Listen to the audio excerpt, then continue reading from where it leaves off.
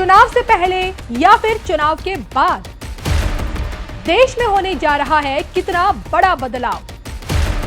शंकराचार्य के किस सपने को पूरा करेंगे पीएम मोदी। धर्म संसद से स्वामी निशिलानंद सरस्वती की बड़ी मांग। देखिए सिर्फ धर्म ज्ञान पर। नमस्कार, मैं हूं आपके साथ कविता राणा। चुनाव से ठीक पहले सीएए लाकर भाजपा ने यह साबित किया है कि मोदी है तो हर चीज मुमकिन है। बीते देखिए 10 सालों में पीएम मोदी ने अपने दृढ़ इच्छा शक्ति के बल पर 135 करोड़ भारतीयों का सपना साकार किया है। वर्षों बाद जम्मू कश्मीर को 370 की बेड़ियों से मुक्ति दिलाई है। 3 तलाक के खिलाफ कानून बनाया। मंदिर नीति से जन जन में आध्यात्म की चेतना को जागृत किया। राम मंदिर बनाकर राम भक्तों की उम्मीदों को पूरा किया और अब सीएए लाकर घुसपैठियों की एंट्री पर परमानेंट बैन लगा दिया है। आज के डेट में देखिए, जो लोग मोदी चालीसा पढ़ते हैं उन्हें पीएम मोदी में दैवी शक्ति नजर आती है, जो कि देश का यही तपस्वी राजा बैक टू बैक सनातनियों के सपनों को साकार करता आ रहा है। और ऐसे में क्या गोवर्धन मठ के पीठाधीश्वर शंकराचार्य स्वामी निशिलानंद सरस्वती के सपने को भी क्या मोदी ही साकार करेंगे?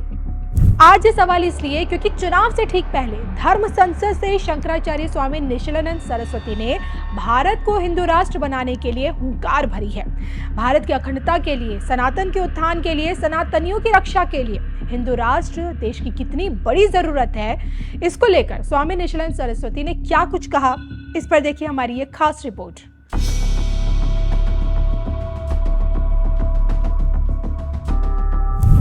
सीएए के बाद अब क्या होगा? भारत को कौन बनाएगा हिंदू राष्ट्र? किनका जीवन खतरे में है? धर्म संसद से शंकराचार्य की बड़ी बात। शंकराचार्य स्वामी निशिलानंद सरस्वती, इस नाम से देखिए पूरी दुनिया वाकिफ है, क्योंकि देखिए आम जनमानस इनकी कई बातों का अनुसरण हमेशा से करता आया है। कई दफा अपने बयानों को लेकर भी ये चर्चा में आ जाते हैं। बीते दिनों देखिए रामलला की प्राण प्रतिष्ठा में ना जाकर मीडिया की सुर्खियों में आए थे। न्योता में सिर्फ एक व्यक्ति को साथ लाने पर ये काफी ज्यादा भड़के थे और यहाँ तक कि प्राण प्रतिष्ठा की प्रक्रिया में पीएम मोदी की मौजूदगी पर भी इन्होंने सवाल खड़े किए थे और इस बात पर भी संदेह जताया था कि प्राण प्रतिष्ठा में शास्त्रों के नियमों का उल्लंघन हो सकता है। हालांकि देखिए बाद में इस पर अपनी सफाई देते हुए इन्होंने ये भी कहा था कि मैं संत हूँ, सोच समझकर राष्ट्र हित में कदम उठाता हूँ। राम व मोदी से मुझे कोई द्वेष नहीं है। वहां जाना पद के विपरीत अहंकार की बात नहीं है, बल्कि पद की रक्षा करना हमारा दायित्व है।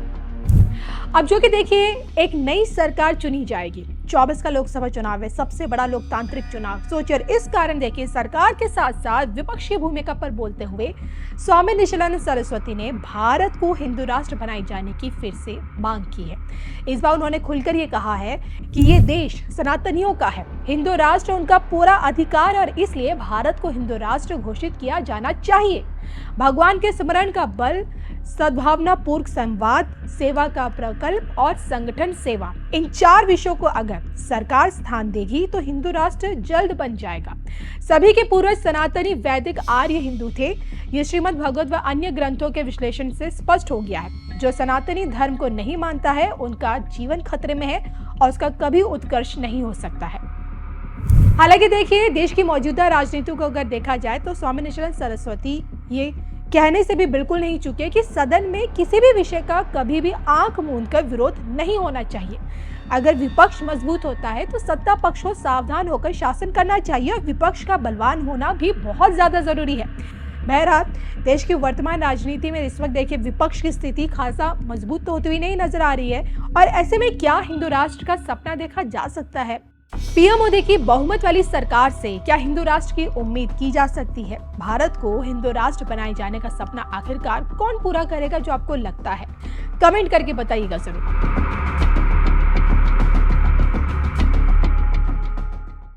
साथियों, कोरोना के समय में जब सरकार ने पीएम स्वनिधि योजना शुरू की थी तो किसी को अंदाज नहीं था कि ये कितनी बड़ी योजना बनने जा रही है। तब कुछ लोग कहते थे कि इस योजना से कुछ खास फायदा नहीं होगा,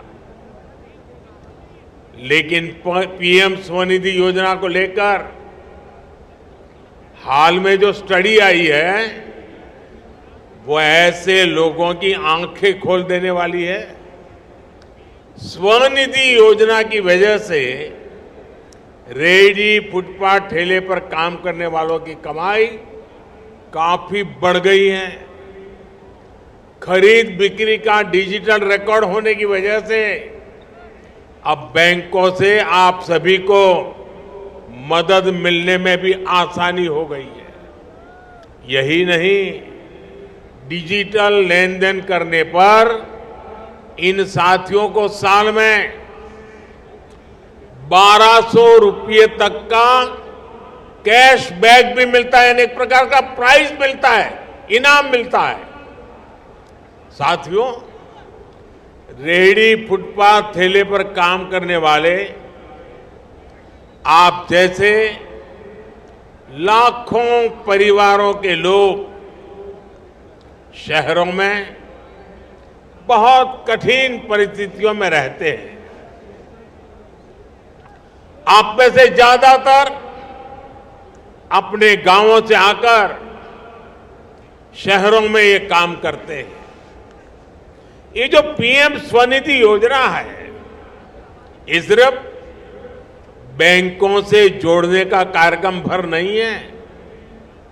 इसके लाभार्थियों को सरकार की दूसरी योजनाओं का भी सीधा लाभ मिल रहा है। आप जैसे सभी साथियों को मुफ्त राशन, मुफ्त इलाज और मुफ्त गैस कनेक्शन की सुविधा मिल रही है। आप सभी जानते हैं कि कामकाजी साथियों के लिए शहरों में नया राशन कार्ड बनाना कितनी बड़ी चुनौती थी। मोदी ने आपकी इस परेशानी को दूर करने के लिए बहुत महत्वपूर्ण कदम उठाया है। इसलिए एक देश एक ration card, one nation one ration card योजना बनाई गई है। अब एक ही राशन कार्ड पर देश में कहीं पर भी राशन मिल जाता है।